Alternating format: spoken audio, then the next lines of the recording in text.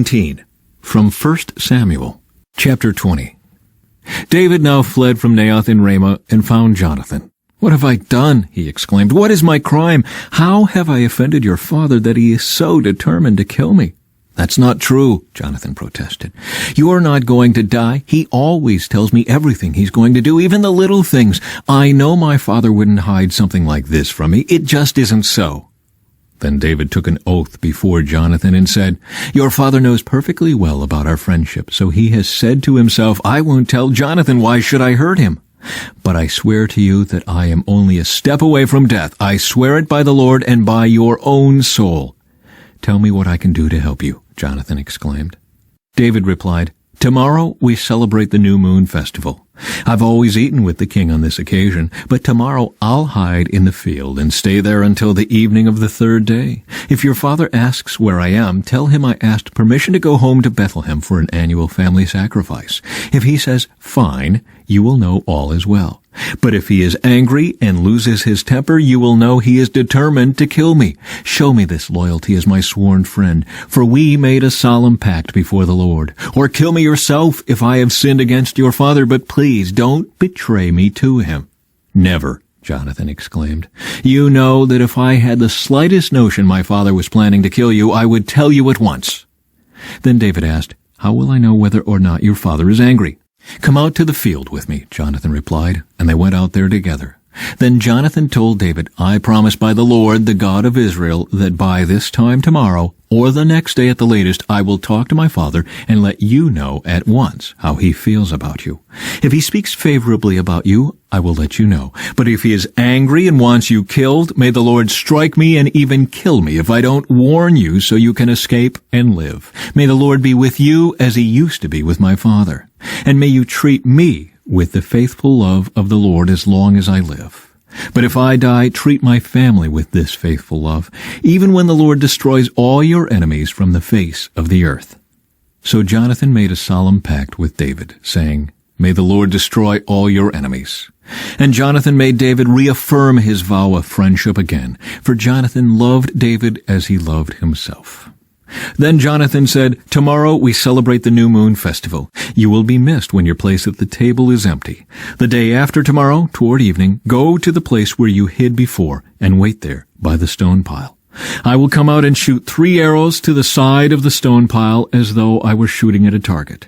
Then I will send a boy to bring the arrows back. If you hear me tell him, 'They're on this side,' then you will know, as surely as the Lord lives, that all is well and there is no trouble.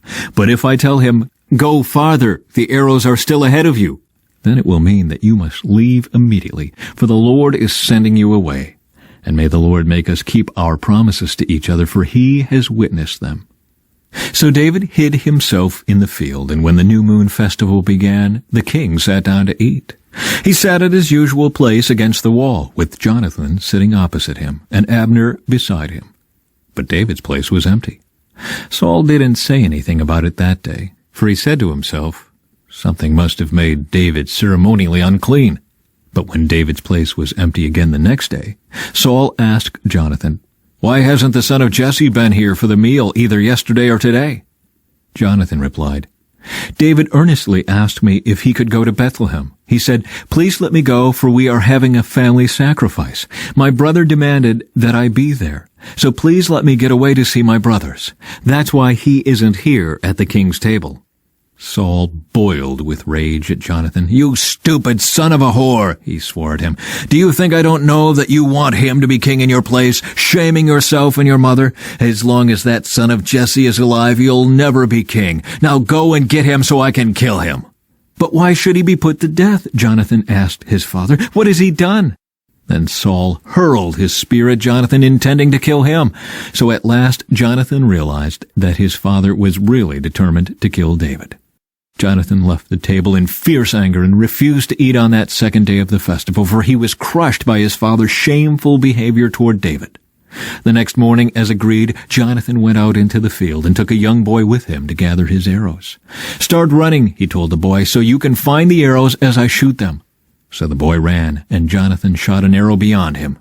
When the boy had almost reached the arrow, Jonathan shouted, "The arrow is still ahead of you! Hurry! Hurry, don't wait!" So the boy quickly gathered up the arrows and ran back to his master. He, of course, suspected nothing. Only Jonathan and David understood the signal. Then Jonathan gave his bow and arrows to the boy and told him to take them back to town. As soon as the boy was gone, David came out from where he had been hiding near the stone pile. Then David bowed 3 times to Jonathan with his face to the ground. Both of them were in tears as they embraced each other and said goodbye, especially David. At last Jonathan said to David, "Go in peace, for we have sworn loyalty to each other in the Lord's name. The Lord is the witness of a bond between us and our children forever." Then David left, and Jonathan returned to the town. David went to the town of Nob to see Ahimelech the priest. Ahimelech trembled when he saw him. "Why are you alone?" he asked. "Why is no one with you?" "The king has sent me on a private matter," David said. "He told me not to tell anyone why I am here. I have told my men where to meet me later.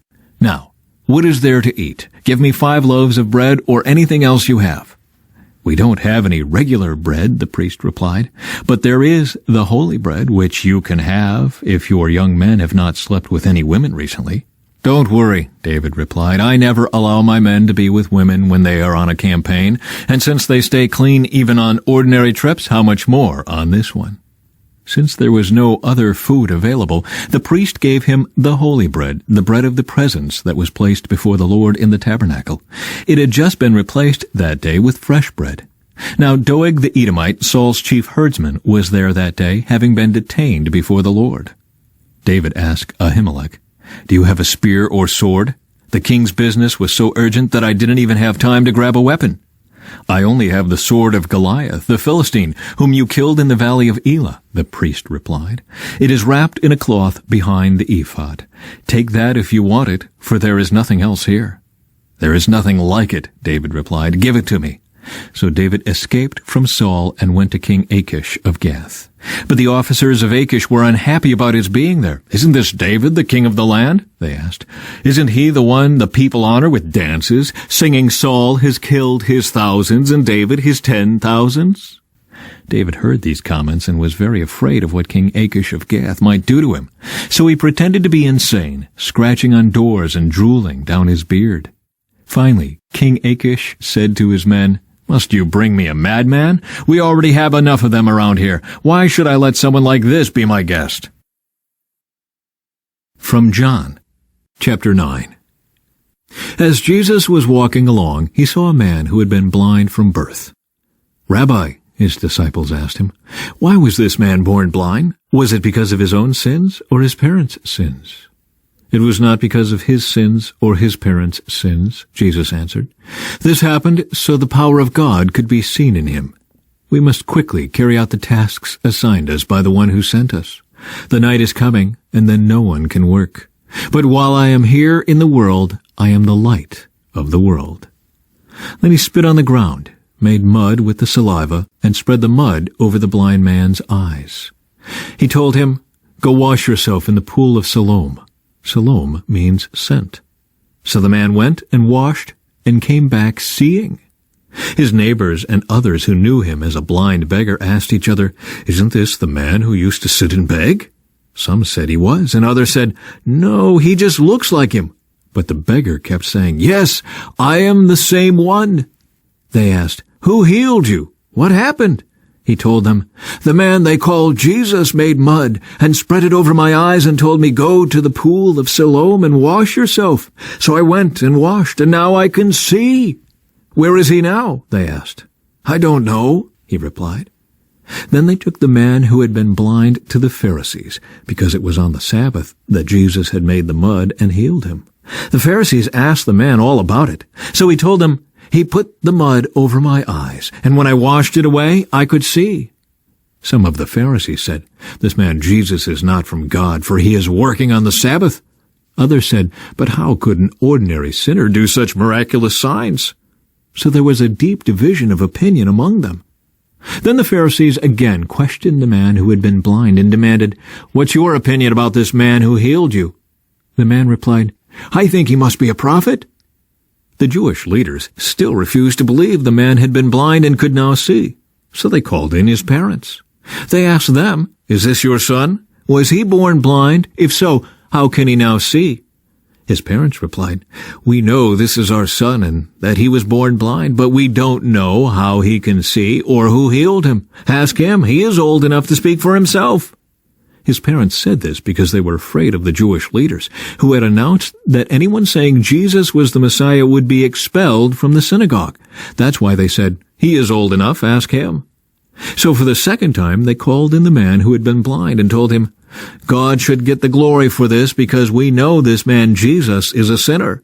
"I don't know whether he is a sinner," the man replied, "but I know this, I was blind, and now I can see."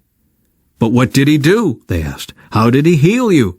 "Look," the man exclaimed, "I told you once. Didn't you listen? Why do you want to hear it again? Do you want to become his disciples too?" Then they cursed him and said, "You are his disciple, but we are disciples of Moses. We know God spoke to Moses, but we don't even know where this man comes from."